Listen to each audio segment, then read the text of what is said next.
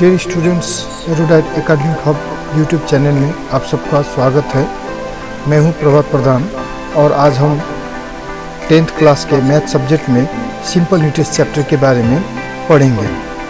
आज के इस वीडियो में हम सिंपल इंटरेस्ट से संबंधित कुछ शब्दावली, टर्म्स एवं फार्मूला के बारे में डिस्कस करेंगे।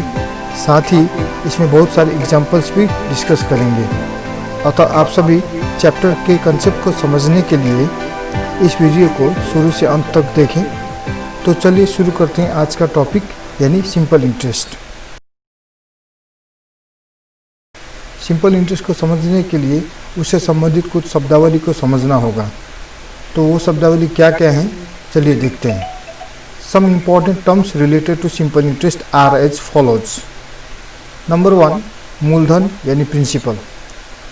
वह धनराशि जो किसी व्यक्ति को या संस्थान में जमा किया जाता है या फिर किसी व्यक्ति या संस्थान से उधार यानी ऋण के रूप में लिया जाता है, उसे मूलधन कहा जाता है।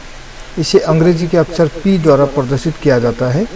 The sum of money which is either deposited in an organisation और is taken loan from an organisation is called principal.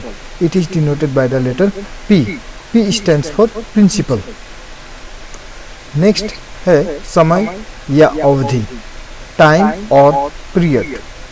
जितने समय काल के लिए कोई धनराशि यानी मूलधन जमा किया जाता है या फिर उधार या ऋण लिया जाता है, उस समय काल को अवधि या समय कहा जाता है। इसे अंग्रेजी के अक्षर T द्वारा प्रदर्शित किया जाता है। साधारण ब्याज के लिए इसकी की गणना हमेशा वर्ष में की जाती है।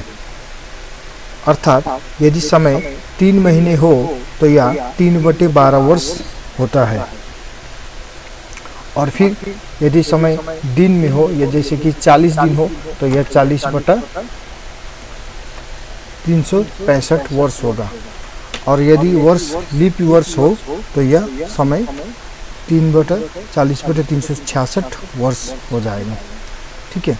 The number of years for which the money is deposited or taken loan is called time. It is denoted by the letter T.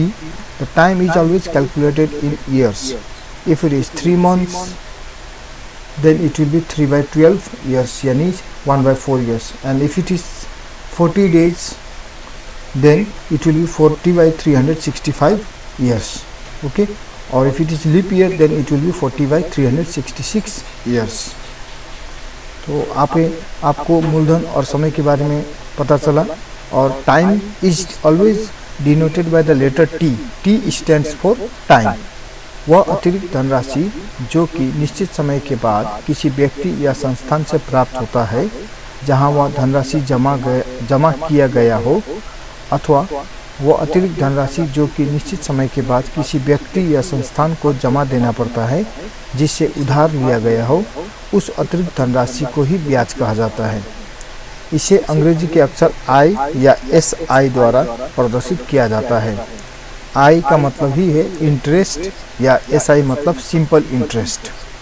The additional amount of money which is received at the end of specified time period from the organisation where money is deposited, or the additional amount of money which we have to pay the organization from where loan is taken is called interest.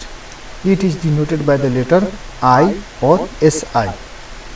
Next topic है ब्याज दर, that is rate of interest. एक वर्ष के लिए 100 रुपये को जमा या खर्च करने पर जिस परिमाण में ब्याज देना पड़ता है, उसे ही ब्याज दर कहते हैं। अर्थात यदि ब्याज दर 8% है तो इसका तात्पर्य यह है कि 100 रुपये का एक वर्ष का ब्याज 8 रुपये होगा। इसे अंग्रेजी के अक्षर R% द्वारा प्रदर्शित किया जाता है। The interest of ₹100 for 1 year is called rate of interest. Rate of interest R% means the interest of ₹100 for 1 year is ₹R. It is denoted by the R percentage. और याद रहे, higher the rate of interest higher is the interest. कहने का मतलब ब्याज दर जितनी अधिक होगी ब्याज उतना ही अधिक मिलेगा। मिश्र धन यानी अमाउंट, मूलधन और ब्याज के योगफल को मिश्र धन कहा जाता है। कहने का मतलब ये हुआ, अगर हम लोग प्रिंसिपल और इंटरेस्ट को जोड़ देते हैं तो उससे जो टोटल अमाउंट मिलेगा उसे हम लोग मिश्र धन यानी अमाउंट कहते हैं। इसे अंग्रेजी के अक्षर ए द्वारा प्रदर्शित किया जाता है। तो A stands for amount. The sum of principal and interest is called amount. It is denoted by the letter A. इसे हम यहाँ पर शॉर्ट में लिख सकते हैं, A is equal to principal plus interest. तो इसे हम एक फार्मूला के तौर पर लिख सकते हैं, एक फार्मूला के तौर पर इसको हम लोग यूज कर सकते हैं। ठीक है, फार्मूला के बारे में हम लोग कुछ देर बाद डिस्कस करेंगे।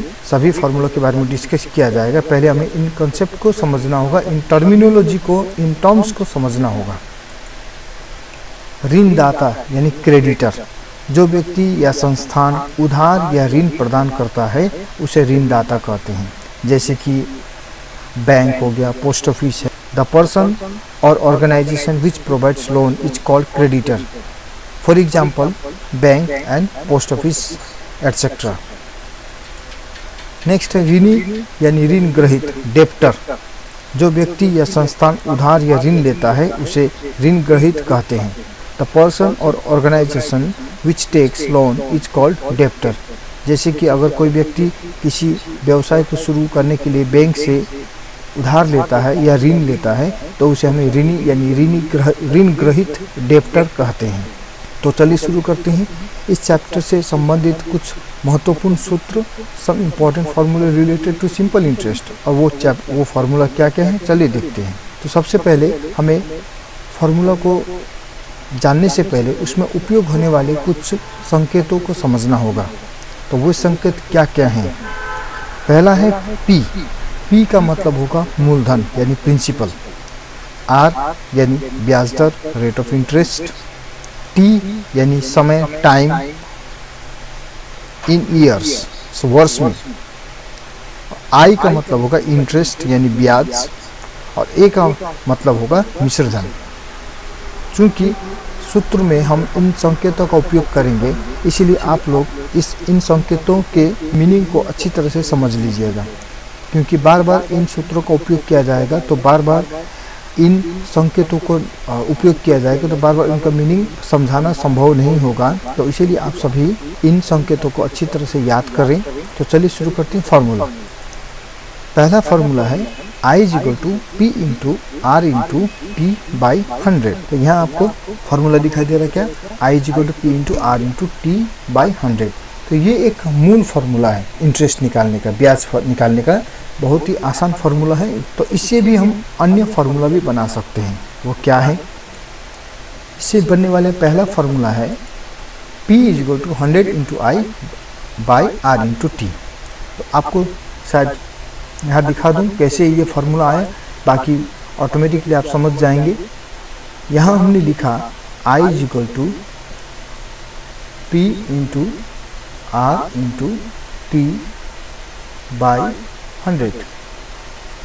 तो यहाँ से हम लिख सकते हैं P into R into T is equal to 100 into आई।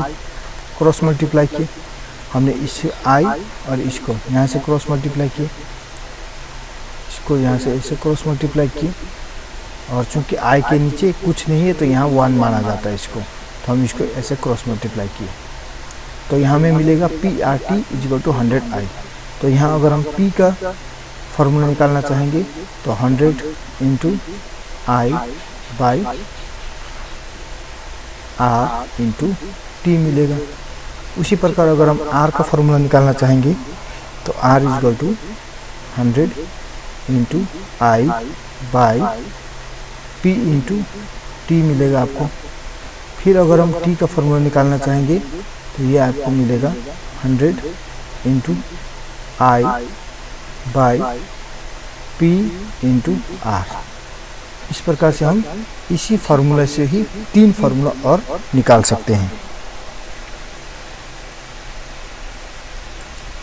दूसरा फार्मूला देखा हमने, अभी देखा R is equal to 100 into I by P into T, और तीसरा फार्मूला हमने देखा T is equal to 100 into I by P into R. तो आपको एक इस मूल फार्मूला को आप कर्सर पर ध्यान दीजिए, इस फार्मूला को अच्छी तरह से याद कर लीजिए, तो इसी से आपको 3 और फार्मूला में आप याद कर पाएंगे। ठीक है, तो चलिए इसके नेक्स्ट फार्मूला की ओर गौर करते हैं। ध्यान, दूसरा फार्मूला है अमाउंट का। Amount is equal to P plus I, यानी कुछ देर पहले हम लोग मिश्र धन के बारे में पढ़ा था। मिश्र धन क्या होता है? मूलधन और ब्याज का योगफल होता है। तो उसी A is equal to P plus I, तो यहाँ से हम और फार्मूला भी निकाल सकते हैं। P is equal to A minus I, या फिर P is equal to A minus P. तो ये भी आपको दिखा दूँ, हमने अभी देखा कि A is equal to P plus I होता है, तो यहीं से हमें पता चल जाएगा P is equal to A minus I, और उसी प्रकार I is equal to A minus P. तो ये दो फार्मूला आपको आ गया। फिर इसका एक और तीसरा फार्मूला है, जो कि पहले वाले इसी फार्मूला का ही रूपांतरित रूप है। यानी ये जो फार्मूला है आपका, ये जो फार्मूला इसी का ही रूपांतरित रूप है। यानी a is equal to P plus I, यहाँ आपको दिखाई दे रहा है i। तो ये i का फार्मूला कुछ देर पहले हम लोग देखा था। i इज इक्वल टू क्या था? i का फार्मूला क्या था? P R T by 100। तो उसी फार्मूला में हमने i के बदले में क्या लिखा है? यहाँ पर इस i के बदले में लिखा पी आर टी बाई 100। तो हमने इसको लिख दिया i के बदले में। अब यहाँ पर भी p है और यहाँ पर भी p है, दोनों जगह p है, तो p को कॉमन ले लिए। लेने के बाद यहाँ पर बचेगा 1 plus R into T by 100। तो पुनः इसको और सिंप्लीफाई करते हैं, क्या मिला हम लोगों को? 100 plus R into T by 100। तो इस प्रकार से हमें अमाउंट का एक और फार्मूला क्या मिला? Amount is equal to, amount का फार्मूला हमें मिला p into 100 plus R T by 100। पुनः हम इस फार्मूला को पुनः मॉडिफाई कर सकते हैं। यहाँ से हमें ये फार्मूला मिला, अभी इसी फार्मूला को हम चर्चा कर रहे हैं। ठीक है, तो इसको पुनः हम मॉडिफाई कर सकते हैं इससे भी। पुनः कैसे? p इज इक्वल टू निकालेंगे, p is equal to 100 into A by 100 plus R into T. ये भी एक यूज कर सकते हैं आप, लेकिन ये तभी यूज करना है जब आपको मूलधन निकालने के लिए कहा जाएगा और आपको अमाउंट दिया गया हो, रेट ऑफ इंटरेस्ट दिया गया हो और टाइम दिया गया हो। यानी इंटरेस्ट नहीं, बिना निकाले हम लोग डायरेक्टली प्रिंसिपल निकाल सकते हैं। उसी प्रकार इसका ये फार्मूला भी तभी यूज करना है जब आपको प्रिंसिपल, रेट ऑफ इंटरेस्ट और टाइम दिया गया है और आपसे कहा गया है कि मिश्र धन यानी अमाउंट निकालें। ठीक है, तो सभी फार्मूला का अपना अपना एप्लीकेशन है। हर फार्मूला हर जगह यूज नहीं होगा, क्वेश्चन को पढ़ना होगा, क्वेश्चन को समझना होगा और उसी अनुसार ही सटीक फार्मूला का चयन करते हुए आपको यूज करना होगा। आगे चलते हैं, तो इसके एग्जाम्पल्स के बारे में चर्चा करते हैं। तो एग्जाम्पल्स में हम छोटे छोटे सरल एग्जाम्पल को भी देखेंगे और कुछ हार्ड एग्जाम्पल को भी देखेंगे। तो पहला एग्जाम्पल यहाँ आप देख रहे हैं कि find the simple interest and amount for ₹5,500 invested for 4 years at the rate of 5% per annum. 5,500 रुपये का 4 वर्ष का वार्षिक 5% की दर से सरल ब्याज एवं मिश्र धन ज्ञात करें। तो आपको यहाँ क्या कहा गया है, क्या क्या दिया गया है? सबसे पहले हमें यहाँ जो दिया गया है उसको देखना होगा। जैसे कि हियर अगर इंग्लिश में लिखेंगे तो गिवन, प्रदत्त, गिवन। तो हिंदी में अगर हम लिखेंगे, हिंदी मीडियम के स्टूडेंट लिखेंगे दिया गया है।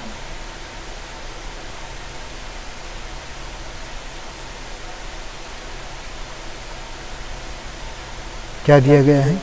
सबसे पहले 5,500 रुपये का 4 वर्ष का वार्षिक 5% की दर से, यानी आपको यहाँ दिया गया है। क्या दिया गया?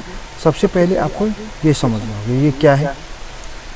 आपका ये क्या है और ये क्या है। तो सबसे पहले 5,500 रुपये को इन्वेस्ट किया जा रहा है, तो ये आपका मूलधन हो गया। कितने समय के लिए मूलधन? 4 वर्ष के लिए, तो ये आपका टाइम हो गया। और कितने दर के हिसाब से? 5% के हिसाब से, तो ये आपका रेट ऑफ इंटरेस्ट है। तो आप यहाँ लिखेंगे P is equal to ₹5,500, rate of interest यानी R is equal to 5% per annum. PA का मतलब होता है पर एनम, हिंदी में इसे हम लोग कहेंगे वार्षिक। और टाइम T इजिकल टू कितना है? T इजिकल टू 4 ईयर्स यानी 4 वर्ष। तो हमें निकालना क्या है? ब्याज निकालना है। I इजिकल टू फार्मूला का उपयोग करते PRT/100। तो आप उसका यूज करें, क्या मिलेगा? 5,500 इंटू R मतलब क्या हो गया? 5% टू टाइम यानी 4 ईयर्स बाई 100। तो आपका ये 2 0 0 0, यहाँ पर भी 0 0, ये 0 कट जाएगा। तो इस प्रकार से आपका हो जाएगा 55 इंटू 20 यानी ये हो जाएगा आपका ₹1100। तो ये हो गया इंटरेस्ट। देयरफॉर अमाउंट हो जाएगा, यहाँ पर देयरफॉर लगाना होगा आपको। देखो amount is equal to P plus I। तो यहाँ आपको क्या मिलेगा? P इजिकल टू कितना है? 5,500 प्लस 1100 1100 1100। सो इसके आगे हम लोग रुपीज सिंबल लगा देते हैं। So that is equal to ₹6,600। तो ये हो गया अमाउंट यानी मिश्रधन। तो इस प्रकार से आपको क्वेश्चन को पढ़ना है। क्वेश्चन में आइडेंटिफाई करना है कौन सा मूलधन है, कौन सा ब्याज दर है, कौन सा समय है, और उसी हिसाब से आपको उसी फार्मूला का चूज करना है और उसे यूज करना है। नेक्स्ट एग्जांपल देखते हैं क्या है। नेक्स्ट एग्जांपल में दिया गया what is the interest of ₹21,900 in 1 day at the rate of 6/3% per annum. वार्षिक 6.2/3% की दर से 21,900 रुपये का एक दिन का सरल ब्याज कितना होगा। तो यहाँ आपको क्वेश्चन में क्या क्या दिया गया है देखना होगा। तो यहाँ दिया गया है आपका सबसे पहले ये 21,900, ये मूलधन है आपका। समय आपको दिया गया है 1 दिन और रेट ऑफ इंटरेस्ट दिया गया है 6/3%। Okay, so let's start. तो पहले है प्रिंसिपल मूलधन, तो ये हो जाएगा ₹21,900। Okay, then rate of interest R is equal to दिया हुआ है 6/3%। So that is equal to 20/3%। और समय टाइम इज इक्वल टू दिया हुआ 1 दिन। तो मैंने शुरू में आपसे कहा था अगर समय दिन में दिया गया हो तो आप इसको वर्ष में बदलेंगे, तो 1/365 वर्ष। चूँकि यह यहाँ पर उल्लेख नहीं किया गया कि ये लीप वर्ष है या एक साधारण सा वर्ष है, तो आपको साधारण वर्ष ही मानना होगा। तो अब आपको क्या करना है? सरल ब्याज निकालना है। तो आप निकालेंगे सरल ब्याज I is equal to simple for बहुत ही ईजी है PRT/100। तो मूलधन कितना है आपका? 21,900 इंटू रेट कितना है? 20/3 इंटू टाइम कितना है? 1/365, सॉरी 1/365। 365 बटा 100। इसको चलिए शुरू करें, सिंप्लीफाई करते हैं। 21900 into 20 into 1 by 100 into 3 into 365। तो इस प्रकार से इसका डबल ज़ीरो कैंसिल कर देते हैं। फिर यहाँ 3 से कैंसिल करते हैं। 3 1 3, 3 7 21, 3 3 9। फिर अगर फिर थोड़ा सा आगे बढ़ा देते हैं, ये हो जाएगा 73 इंटू 20 बाई 365। तो 73 से कटेगा, 73 1 70, ये बाहर चुका जाएगा 5 बार। फिर ये 5 से कटेगा, ये आपको जाएगा 4 बार, 4 times. So this is equal to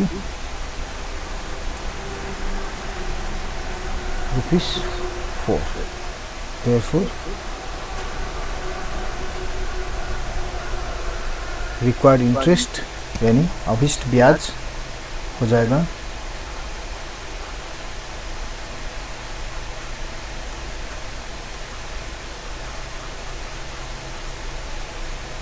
interest is equal to ₹4। Hindi में लिखेंगे तो अभिष्ट ब्याज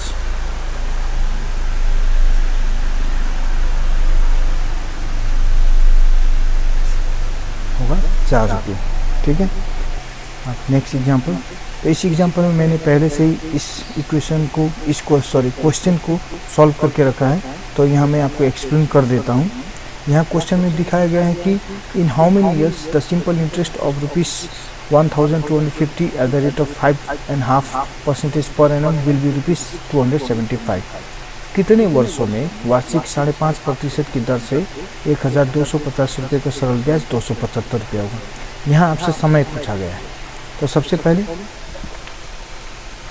पहले यहाँ ध्यान देना होगा क्या दिया गया, रेट ऑफ इंटरेस्ट दिया गया है। फिर इसके बाद इतना रुपये का, कहने का मतलब मूलधन दिया गया है, दैट इज प्रिंसिपल दिया गया है, और इंटरेस्ट दिया गया है 275। So this is your rate of interest, this is your principal and this is your interest. तो आपको क्या निकालना है, तो यहाँ दिया गया है, ये आप बारी बारी से एक एक करके देख लीजिए अच्छी तरह से जांच के लिए। तो P दिया गया है, R दिया गया है और I दिया गया है। तो क्या निकालना है, T निकालना है। तो T is equal to 100 into I by P into R। तो उसी तरह से उसी हिसाब से यहाँ पर वैल्यू पुट कर देना है। आपको सभी का सही वैल्यू पुट करना है, कोई गड़बड़ी नहीं करना है इसमें वैल्यू पुट करते समय। यहाँ आप देख पा रहे हैं 100 इंटू 275 इंटू 2 बाई 1250 इंटू 11। तो यहाँ आप 11 से पहले इसको 275 को 11 से 275 को डिवाइड किया गया, तो वो आपको मिलेगा 25। फिर पुनः इस जीरो और यहाँ जीरो को काटा गया, एक एक जीरो को काटा गया। फिर यहाँ पर 25 से फिर 5 टाइम्स 125 का, और इस 5 से फिर 10 को डिवाइड किया गया तो 2 टाइम्स। तो इस पर अल्टीमेटली बचता है 2, यहाँ 2 बच रहा है और यहाँ पर 2 बच रहा है, तो 2 2 ज़ा 4। तो इस प्रकार से 4 ईयर्स आपका आंसर होगा इसका। Time is equal to 4 years. ठीक है, चलिए नेक्स्ट एग्जांपल की। What will the rate of interest if the interest of ₹6250 for 4 years is 1000? तो यहाँ नहीं, यदि 6,200 रुपये का 4 वर्ष का ब्याज 1000 रुपये हो तो ब्याज दर कितना होगा। तो यहाँ क्या क्या दिया गया है, P is equal to 6250 rupees and time is equal to 4 years, I is equal to 1000। तो आपको रेट निकालना है। ठीक है, पहले क्वेश्चन को अच्छी तरह से समझ लीजिए। P यानी principal, time 4 years and interest 1000 rupees. ठीक है, तो आपको रेट ऑफ इंटरेस्ट निकालना है। तो उसी के हिसाब से आप रेट ऑफ इंटरेस्ट का formula 100 into I by P into T यहाँ आप देखेंगे। तो उसी तरह हम आराम से कैलकुलेट करेंगे। 100 इंटू आई यानी 1000 बाई 6250 इंटू 4। तो आप इसको सिंप्लीफाई करेंगे। सिंप्लीफाई करने पर आपको अल्टीमेटली मिलेगा 4। तो इस तरह से रेट ऑफ इंटरेस्ट आपका आता है 4% पर एनम, यानी 4% वार्षिक। ठीक है। Fifth example, in how many years rupees 750 amounts to rupees 1170 at the 8% simple interest, यानी कितने वर्षों में 8% ब्याज दर पर 750 रुपये का मिश्र धन 1170 रुपये होगा। तो यहाँ आपको समझना है क्या क्या दिया गया है। 750 रुपये का मिश्र धन, यानी ये 750 रुपये क्या है आपका मूलधन, क्योंकि इसको इन्वेस्ट किया जा रहा है और जिससे कि आपको मिश्र धन के रूप में कितना मिल रहा है 1170 रुपया, और कितने ब्याज दर पर 8% पर। तो इस प्रकार से P = 750, 750 rupees, amount = 1170 rupees, rate of interest = 8%। तो आपका टाइम निकालना है। तो टाइम निकालना है आपको। तो टाइम निकालने से पहले आप डायरेक्टली टाइम का फॉर्मूला यहाँ यूज नहीं कर पाएंगे। क्यों? क्योंकि आपके पास इंटरेस्ट अभी नहीं है। आपको इंटरेस्ट पहले निकालना होगा, उसके बाद आप टाइम का फॉर्मूला यूज कर पाएंगे। तो इंटरेस्ट = फॉर्मूला है A - P, यानी amount minus principal, and that is equal to 1170 - 750, and that is equal to 420 rupees, यानी 420 रुपये। फिर अब टाइम का फॉर्मूला हम यूज कर सकते हैं। Time = 100 × I / P × R। क्यों? अब हमें I का मान मिल चुका है, I का वैल्यू मिल चुका है, दैट इज इक्वल टू 420, और इसका हम वैल्यू पुट करेंगे सभी का। तो सभी का वैल्यू पुट करने पर हमें अल्टीमेटली रिजल्ट मिलता है 7। कितना मिले? 7। सो time was, that is the total time, यानी समय है 7 ईयर्स। ओके।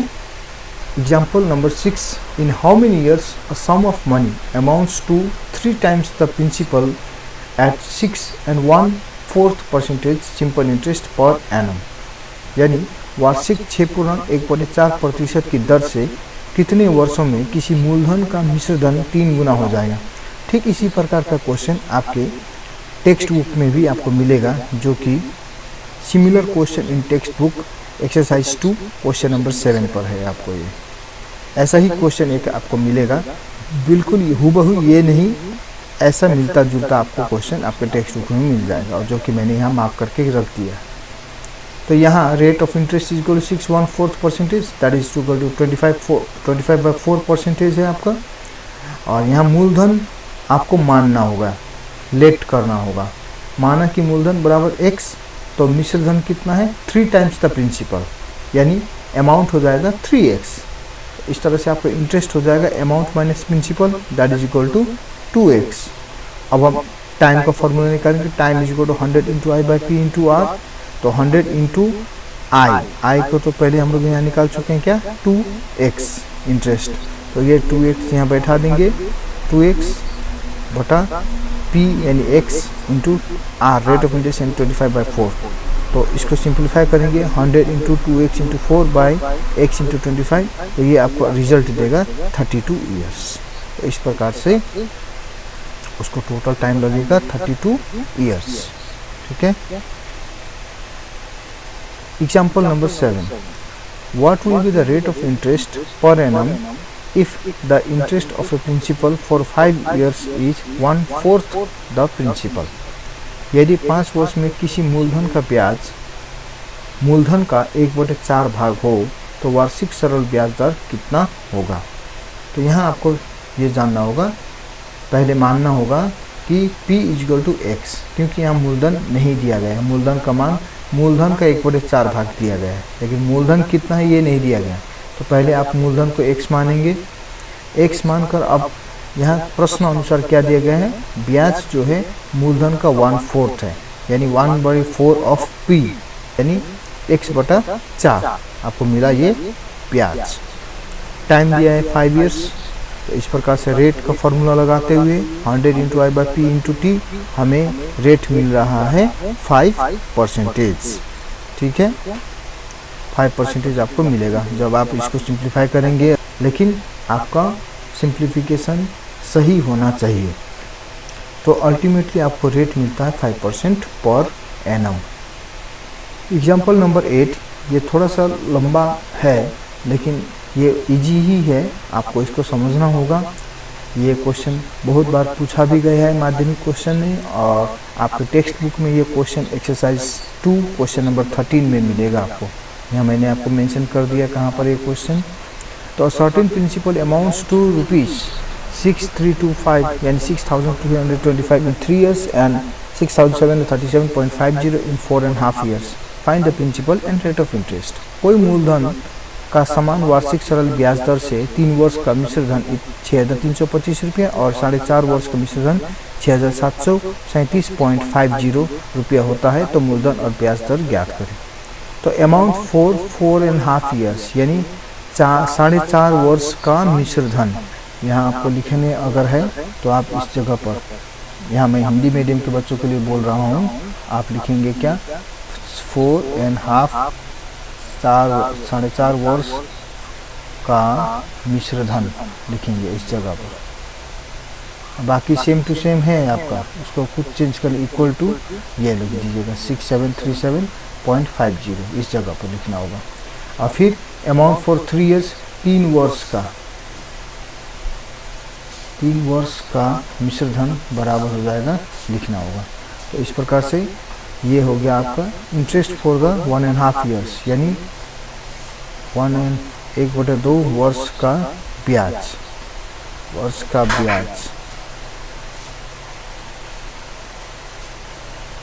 हो जाएगा 412.50 रुपीज़। ये तो 1.5 years मतलब 3/2 years का इतना हो रहा है। इसको सिंप्लीफाई कर रहे हैं हम लोग यहाँ पर, और 1 year का इंटरेस्ट हो जा रहा है 275 रुपीज़। आप अच्छी तरह से सिंप्लीफाई कीजिएगा, कोई हड़बड़ी नहीं करना है सिंप्लीफाई करते समय। तो interest for 3 years is equal to 3 × 275 is equal to 825 rupees आपको यहाँ मिलेगा। 3 साल का ब्याज कितना मिल रहा है 825 रुपया, और 3 साल का आपको कितना कहाँ मिला था, 3 साल का मिश्र धन कितना मिला था 3 वर्ष, ये ध्यान रखें 3 years का क्या है यहाँ 6325 इन 3 years। ओके, तो अमाउंट फॉर 3 years क्वेश्चन में ही दिया गया, amount for 3 years is equal to principal plus interest for 3 years। यानी अमाउंट फॉर 3 years का मतलब क्या होता है, मैंने शुरू में भी कहा था आपको, मूलधन स्थिर रहती है, यानी मूलधन कोई चेंज नहीं होगा, केवल चेंज हो रहा है इसका इंटरेस्ट। तो 3 साल का इंटरेस्ट और मूलधन दोनों को जोड़ देने से आपका मिश्र धन मिल जाता है। तो 6325 is equal to P plus 825। अब नेक्स्ट पेज में चलते हैं हम लोग। तो P इज इक्वल टू हमें यहाँ मिल रहा है 6325 minus 825 and that is equal to 5500। आपको ये याद रहे। तो आपका मूलधन कितना मिला 5500। तो नाउ रेट ऑफ इंटरेस्ट कितना होगा, रेट ऑफ इंटरेस्ट हो जाएगा 100 × I बाय P × T। तो 100 × I हम लोग 3 वर्ष के हिसाब से निकाल रहे हैं, तो हमें टाइम के जगह पर 3 लिखना होगा और इंटरेस्ट 3 साल का यूज करना होगा। अगर हम टाइम 1 ईयर का लेते हैं तो आपको यहाँ 1 ईयर का इंटरेस्ट का वैल्यू रखना होगा 1 ईयर का। तो 100 × 825 बाय 5500 × 3। तो एक बार हम सिंप्लीफाई करते हैं तो हमें रेट ऑफ इंटरेस्ट मिलता है 5, दैट इज 5%। तो इस तरह से मूलधन इज इक्वल टू 5500 रुपीज़ और रेट ऑफ इंटरेस्ट मिला 5%। ये आपका आंसर है, ठीक है। नेक्स्ट को example number 9। Bimal Babu lent some money for 4 years at 8% simple interest per annum to a person and lent double the money for the same period at 10% simple interest per annum to another person. Bimal Babu got 960 more as interest from the second person than the first person. What is the total amount of money lent by the Bimal Babu? Bimal Babu ने कुछ रुपये 4 वर्ष के लिए 8% वार्षिक सरल ब्याज दर पर किसी व्यक्ति को उधार दिए।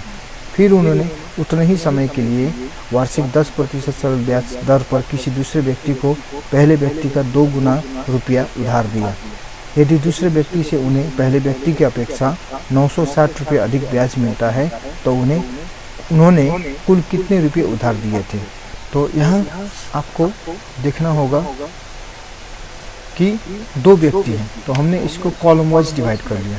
ये पहला पर्सन, फर्स्ट पर्सन यानी पहला व्यक्ति, और दूसरा पर्सन सेकंड पर्सन दूसरा व्यक्ति। यहाँ कहा गया है दोनों के मूलधन एक संबंध दिया गया है कि दूसरे का जो मूलधन, दूसरे व्यक्ति का जो मूलधन है वो पहले वाले व्यक्ति का 2 गुना है, क्योंकि विमल बाबू ने 2 लोगों को उधार दिया। पहले व्यक्ति को जितना दिया उसका 2 गुना दूसरे वाले व्यक्ति को दिया है। क्वेश्चन में दिया गया है, ये याद रहे। क्वेश्चन को पढ़ना है, अच्छी तरह से समझना है और उसी अनुसार ही आपको एज्यूम्शन करना है, आपको मान के चलना है उसी अनुसार। अच्छा, अब आप यहाँ पर P1 इजिकल टू ₹x मानते हैं तो automatically P2 is equal to 2x हो ही जाएगा, क्योंकि क्वेश्चन की में ही है, ये क्वेश्चन के अनुसार ही है, अकॉर्डिंग टू क्वेश्चन है ये। फिर रेट इजिकल 8% है और टाइम इजिकल टू 4 ईयर्स है प्रथम व्यक्ति के लिए। दूसरे व्यक्ति के लिए रेट 10% है, टाइम प्रथम व्यक्ति के बराबर ही है, 4 ईयर्स ही है। तो दोनों के लिए हम लोग इंटरेस्ट निकालते हैं। पहले व्यक्ति के लिए इंटरेस्ट आ जाता है 32x/100 और दूसरे व्यक्ति के लिए इंटरेस्ट आता है 80x/100। यहाँ पर आपको दूसरे व्यक्ति का इंटरेस्ट, ठीक है। तो अब नेक्स्ट चलते हैं। यहाँ कहा गया है कि दूसरे व्यक्ति से जो इंटरेस्ट मिल रहा है वो पहले व्यक्ति की अपेक्षा 960 रुपया अधिक है। ये एक क्लू है समीकरण बनाने के लिए। Equation is the clue for framing equation. तो इसी के आधार पर ही हम लोग इक्वेशन गठन करेंगे, इक्वेशन फ्रेम करेंगे। तो अकॉर्डिंग टू क्वेश्चन लिखते हुए 80x/100 minus 32x/100 is equal to 960, इस तरह से हम लोग इक्वेशन को फ्रेम करेंगे। पहले याद रहे आप लोगों को, दूसरे व्यक्ति को कितना मिला था इंटरेस्ट 80x/100 और पहले व्यक्ति को इंटरेस्ट कितना मिला था 32x/100। तो दूसरे व्यक्ति को पहले व्यक्ति की अपेक्षा 960 रुपये अधिक मिलता है। तो दूसरे व्यक्ति का जो इंटरेस्ट है उसमें से पहले व्यक्ति के इंटरेस्ट को माइनस करेंगे तो 960 रुपीज़ मिलेगा। यहीं से हम इक्वेशन फ्रेम किए हैं। तो अब 80x तो इस तरह से करते हुए 80x माइनस 32x/100 इज 960, इस तरह से करते हुए हम लोग x का मान निकालेंगे 2000। तो कई बच्चे क्या करते हैं फटाक से यहीं पर आंसर लिख देते हैं, ऐसा नहीं करना है। आपको क्वेश्चन में क्या कहा गया है, विमल बाबू ने टोटल कितना रुपया उधार दिया था। तो ये x तो क्या है, केवल पहले वाले व्यक्ति का मूलधन है। अब आपको दूसरे व्यक्ति का भी मूलधन निकालना होगा। तो क्या था दूसरे व्यक्ति का मूलधन, पहले व्यक्ति की अपेक्षा 2 गुना अधिक, 2 गुना था। इसलिए 2000 पहले व्यक्ति का मूलधन प्लस 2 × 2000 इजिकल टू 6000। तो ये हो गया total amount lent by the Vimal Babu, यानी विमल बाबू ने कुल कितने उधार दिए थे 6000 रुपये। एग्जाम्पल नंबर 10, रहमत चाचा borrowed rupees 2,40,000 from a bank at the rate of 12% per annum simple interest. Just after 1 year of taking loan, he gets rupees 5,200 per month as rent of the house. In how many years will he repay the whole amount including interest by investing the rent of the house? तो ये आपका रहमत चाचा एक घर बनाते हैं जो कि 2,40,000 रुपये लोन लेकर 12% ब्याज दर पर लोन लेकर घर बनाते हैं। उधार लेने के 1 वर्ष बाद उस मकान को 5,200 रुपये के प्रतिमाह दर से भाड़ा पर दे देते हैं और वो मकान भाड़ा से होने वाली आय से ही अपना लोन चुकाएंगे। तो उन्हें कितना समय लगेगा ये आपको निकालना है। तो टेक्स्ट बुक में ये एक्सरसाइज 2 में क्वेश्चन नंबर 19 में है।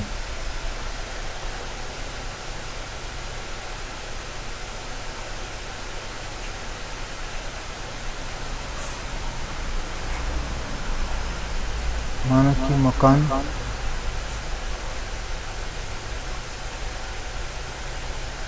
भाड़ा से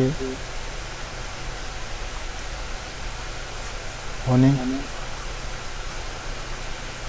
वाली आय से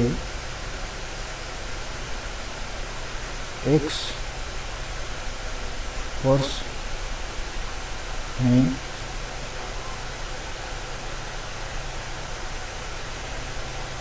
ऋण चुकाएंगे।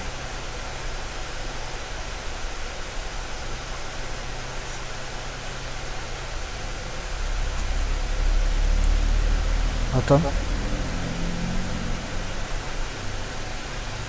X वर्ष का मकान भाड़ा कितना होगा वही पहले आपको निकाल लेना है। मकान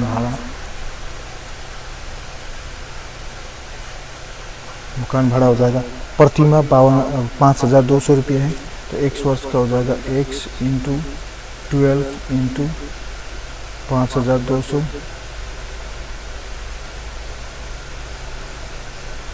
रुपये। सो 12,24 के 4 हाथ में 2, 12,5 और 2 62 ₹62,400 ये आपका टोटल मकान भाड़ा होगा x वर्ष का। आपको यहाँ एक क्लू को समझना होगा। क्या कहा गया है कि मकान के भाड़ा से ही वो पैसा चुकाएगा। अब यहाँ आपको ये भी समझना होगा कि मकान जो भाड़ा दिया गया वो 1 वर्ष बाद दिया गया है। फिर यहाँ पर थोड़ा सा और कैलकुलेशन कर देते हैं। मूलधन यानी P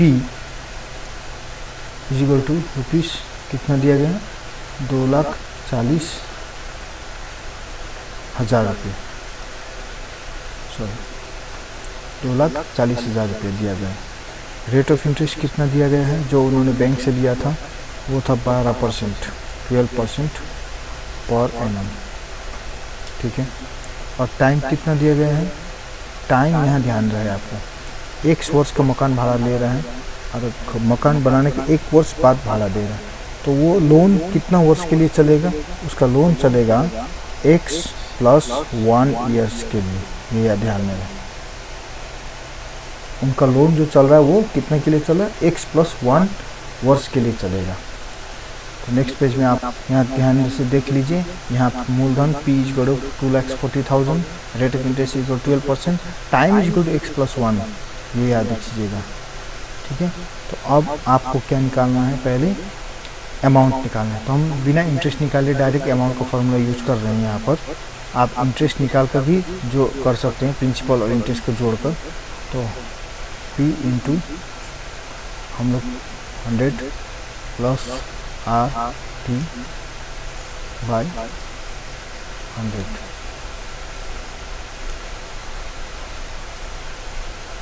तो P कितना दिया गया 2,40,000, 1 2 3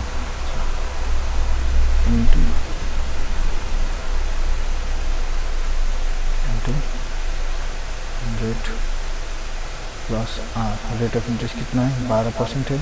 टाइम कितना दिया x + 1 है।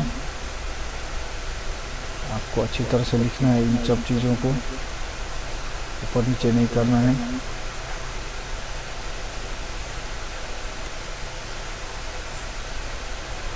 सॉरी, सेकंड ब्रैकेट लगा देता हूँ।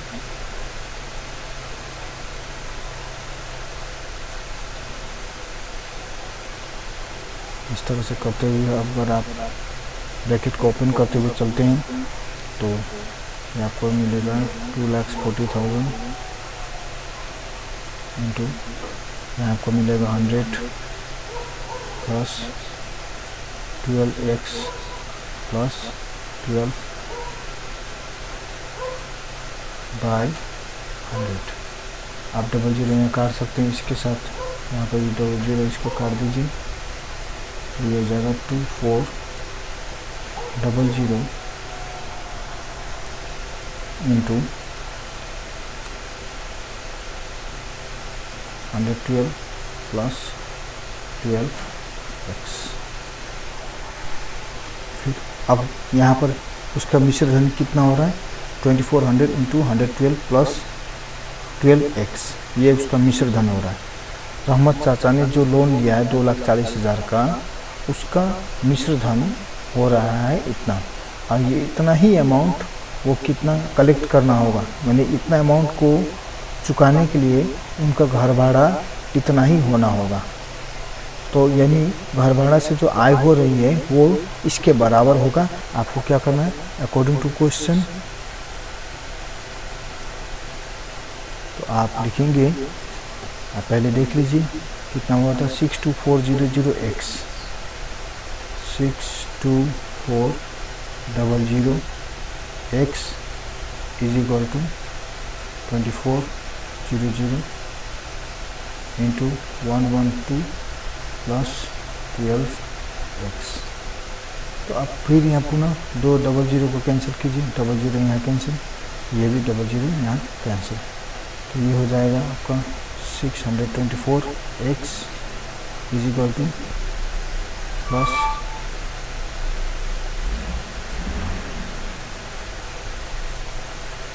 188x। तो इस प्रकार से आप यहाँ करेंगे 624x minus 288x equal to 2688, x equal to 2688। तो आप यहाँ नीचे आइए, x इक्वल टू 2688 बाई 336, ये आपका 8 बार जाएगा, implies to x equal to 8। अतः ऋण लेने के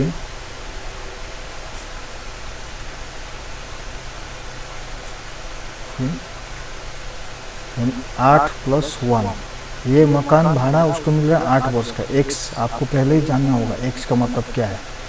x वर्ष का मकान भाड़ा है, तो मकान भाड़ा उसने x वर्ष के लिए मकान भाड़ा से पैसा उठाया, यानी 8 वर्ष का मकान भाड़ा का पैसा से वो अपना ऋण चुका पाएगा। ऋण लेने के 1 वर्ष बाद उसने मकान भाड़ा दिया है, तो ऋण लेने का 9 वर्ष बाद यानी 8 प्लस 1 दैट इज इक्वल 9 वर्ष बाद, 9 वर्ष बाद ऋण